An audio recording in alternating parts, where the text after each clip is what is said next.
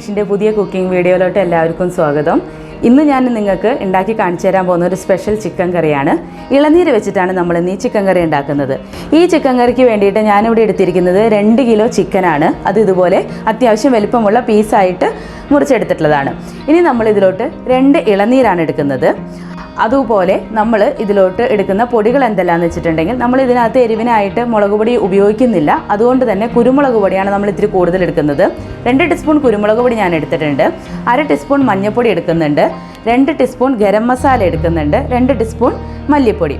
ഇനി നമ്മൾ ഇതിലോട്ടുള്ള ബാക്കി ഇൻഗ്രീഡിയൻസ് നോക്കാം. ഇനി നമുക്ക് അത്യാവശ്യം വലുപ്പമുള്ള ഇഞ്ചിയുടെ കഷ്ണം വേണം. അതുപോലെ 4-5 അല്ലി വെളുത്തുള്ളി, കുറച്ച് ചെറിയ ഉള്ളി, കറിവേപ്പില. പിന്നെ നമ്മൾ പറഞ്ഞല്ലോ എരിവിന് മുളക് പൊടി ഉപയോഗിക്കുന്നില്ല എന്ന്. അതുകൊണ്ട് നിങ്ങളുടെ എരിവിനനുസരിച്ചിട്ട് പച്ചമുളക് എരിവിനനുസരിച്ച് നിങ്ങൾ എടുത്തോളണം. ഞാനിവിടെ കുറച്ചധികം പച്ചമുളക് എടുത്തിട്ടുണ്ട്. അതുപോലെ ഞാനിവിടെ എടുത്തിരിക്കുന്ന ഒരു സബോളയാണ്, ഒരു തക്കാളിയും. ഇനി നമ്മളിതിൽ സ്പെഷ്യലായിട്ട് ഉപയോഗിക്കുന്നതെന്ന് പറഞ്ഞാൽ അണ്ടിപ്പരിപ്പാണ്. ഒരു പിടി അണ്ടിപ്പരിപ്പ് ഞാനിവിടെ എടുത്തിട്ടുണ്ട്. ഇനി ഞാനിതിനെ നല്ലപോലെ ഒന്ന് കുതിർത്ത് വെച്ചിട്ട് നന്നായിട്ട് ഇളനീരിൻ്റെ കൂടെ അരച്ചെടുക്കും. അതിന് ശേഷമാണ് നമ്മൾ കറിയിലോട്ട് യൂസ് ചെയ്യുന്നത്. അപ്പോൾ നമുക്ക് നമ്മുടെ ചിക്കൻ കറി ഉണ്ടാക്കാൻ തുടങ്ങാം. പാത്രം ഇവിടെ അടുപ്പത്ത് വെച്ച് ചൂടായിട്ടുണ്ട്. നമുക്ക് അതിലോട്ട് വെളിച്ചെണ്ണ ചേർത്ത് കൊടുക്കാം. എണ്ണ ചൂടായിട്ടുണ്ട്. ഇനി നമുക്ക് അതിലോട്ട് അരിഞ്ഞു വെച്ചിരിക്കുന്ന ഇഞ്ചി ചേർക്കാം.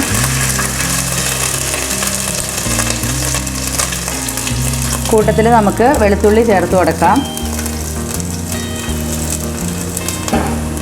നമുക്കിതിനെ നല്ലപോലെ വഴറ്റിയെടുക്കാം.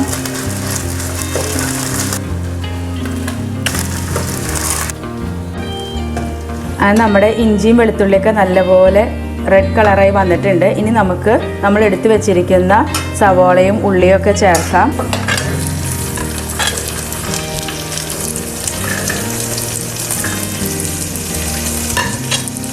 ഇനി നമുക്കിതിനെ നല്ലപോലെ വഴറ്റിയെടുക്കാം. ഉള്ളി വഴണ്ട് കിട്ടാനുള്ള ഉപ്പ് നമുക്ക് ആഡ് ചെയ്യാം.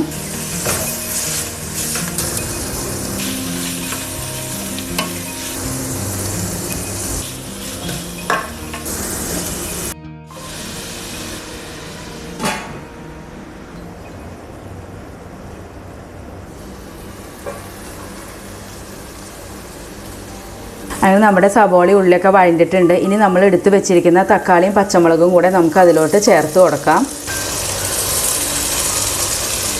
ഇനി നമുക്കിതിനെ ഒന്നും കൂടെ നന്നായിട്ട് അങ്ങ് വഴറ്റിയെടുക്കാം.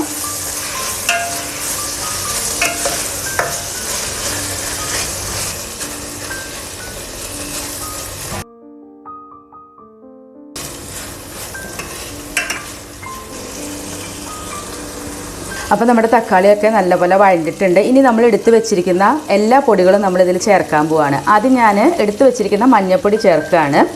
അതുപോലെ കുരുമുളക് പൊടി, പിന്നെ മല്ലിപ്പൊടി, ഗരം മസാലയും. ഇനി നമുക്കിതിനെ നന്നായിട്ടൊന്ന് മൂപ്പിച്ചെടുക്കാം.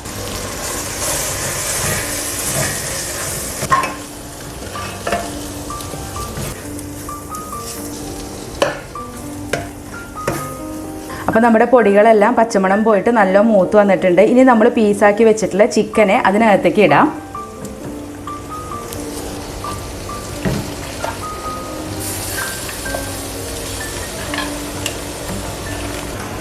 ഇനി നമുക്കിതിനെ നന്നായിട്ടൊന്ന് മിക്സ് ചെയ്ത് കൊടുക്കാം.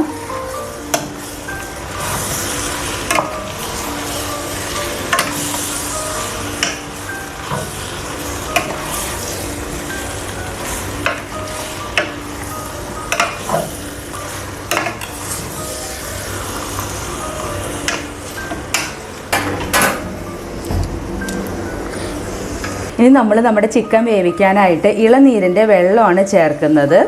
നമ്മൾ എടുത്തു വെച്ചിരിക്കുന്ന ആ 2 ഇളനീരിൻ്റെ വെള്ളവും നമ്മൾ ഇതിനകത്തേക്ക് ചേർത്ത് കൊടുക്കാം. കൂട്ടത്തിൽ ചിക്കൻ ആവശ്യമായിട്ടുള്ള ഉപ്പും. ഇനി നമുക്കിതിനെ ഒന്നും കൂടെ അങ്ങ് മിക്സ് ചെയ്ത് ചേർത്ത് അടച്ച് വെച്ച് ചിക്കൻ നന്നായിട്ടൊന്ന് വേവിച്ചെടുക്കാം.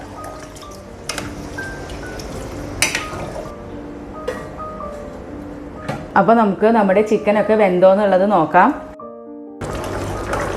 അതിന് നമ്മുടെ ചിക്കനൊക്കെ ഇവിടെ നല്ലപോലെ വെന്തിട്ടുണ്ട്. ഇനി നമ്മൾ നേരത്തെ അരച്ച് വെച്ചിരിക്കുന്ന ആ കൂട്ട് ഇതിലോട്ട് ചേർത്ത് കൊടുക്കാം. ഇത് നമ്മൾ ഇളനീരിൻ്റെ പീസും അണ്ടിപ്പരിപ്പും കൂടെ അരച്ചെടുത്തിട്ടുള്ളതാണ്. ഇനി ഇതിനെ നമുക്ക് നന്നായിട്ടൊന്ന് മിക്സ് ചെയ്ത് കൊടുക്കാം.